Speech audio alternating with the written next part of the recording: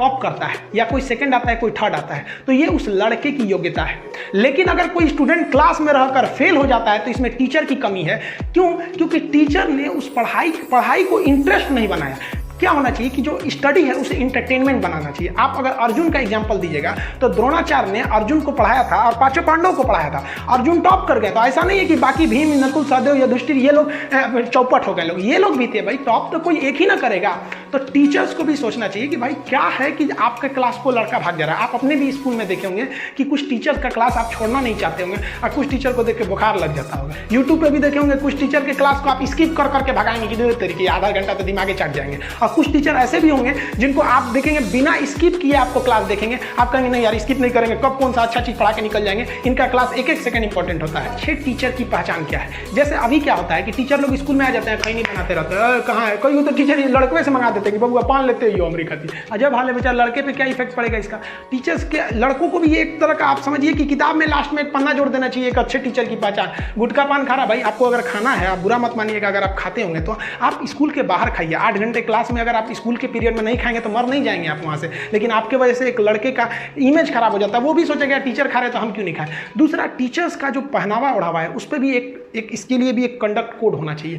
आजकल क्या होता है कि जो खास करके इसे कोचिंग लाइन में हम कर रहे हैं, कोचिंग के टीचर जो होते हैं इतने महंगे कपड़े पहनने लगते हैं लोग ना कि लड़के के अंदर एक अपने से एक तो भावना आने लगती है यार सर इतने अमीर है। यार एक स्टूडेंट जो होता है ना, काफ़ी मीडियम फैमिली या गरीब लड़के ही ज़्यादा पढ़ने आते हैं कोचिंग इंस्टीट्यूट में, तो जो टीचर को देख के ना उसके अंदर एक लगने लगता है कि नहीं वो अमीर है, पैसे वाले हैं, इसलिए उतना पढ़ के वहाँ चले आए हैं और हम गरीब हैं, हमारे पास उतना कपड़ा नहीं है अच्छे तो नहीं। तो टीचर्स को भी सोचना चाहिए जो क्लास में जा रहे हैं एक सिंपल वे में जाए ताकि आपको लगे कि नहीं हाँ आप भी एक नॉर्मल इंसान है। बाकी आप अपने पर्सनल जिंदगी में घूमिए ना 2 करोड़ की लंबोर्गिनी कार खरीद के, कौन मना किया आपको। साथ ही आप देखोगे कि कुछ टीचर ऐसे होते हैं जो क्लास में आएंगे तो अपने बारे में बताने लगेंगे, हम ये हम वो।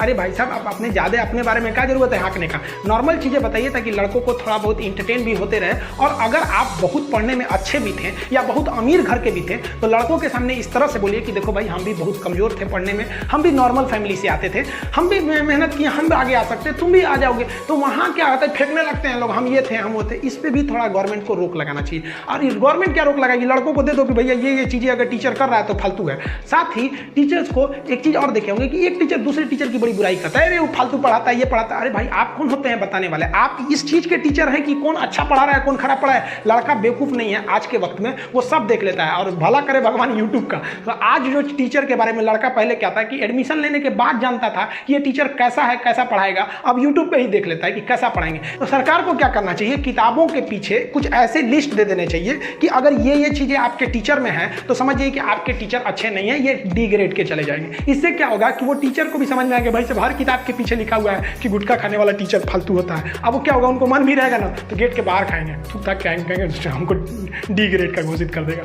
इससे क्या होता है कि टीचर्स के ऊपर एक मनोवैज्ञानिक एक सामाजिक प्रेशर पड़ेगा और वो लड़कों के प्रति एक अच्छा व्यवहार करेंगे।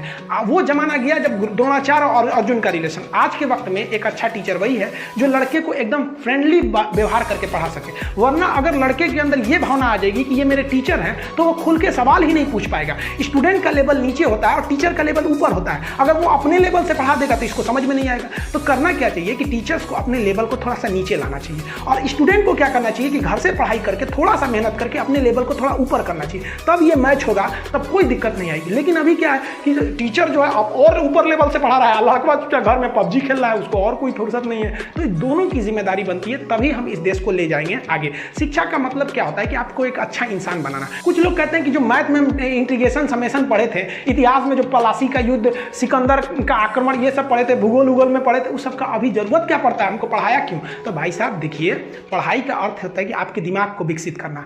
जो व्यक्ति ये मैथ में पढ़ा होगा ना, इंटीग्रेशन समेशन, और ये जो अच्छे पढ़े लिखे लोग होते हैं वो कभी भी चाय की दुकान पर छोटे मोटे बहस में भाग नहीं लेते हैं। अगर आप उनको बहस में घेरिएगा ना तो कहेंगे अच्छा भैया ठीक है फिर मिलेंगे। और वही जो ये सब नहीं पढ़ा रहता है वो कहेगा, उल्टा सीधा बहस में फंस जाता है। तो पढ़ाई का उद्देश्य क्या होता है? सर्वांगीण विकास करना, आपके दिमाग का विकास करना। वरना आईएएस की पढ़ाई में जितना इतिहास भूगोल पढ़ाया जाता है उन लोग को, ड्यूटी लाने के बाद डीएम की कुर्सी पर बैठ के ये सब का कोई काम नहीं है। काम क्या है कि पढ़ाई के वक्त में जो अपने दिमाग को उसने विकसित किया, उस विकसित दिमाग का उपयोग वो नौकरी के बाद कैसे समाज की सेवा में करेगा, ये उद्देश्य होता है। हम आपको अच्छे से समझा पाए होंगे। मिलेंगे नेक्स्ट वीडियो में, तब तक के लिए जय हिंद।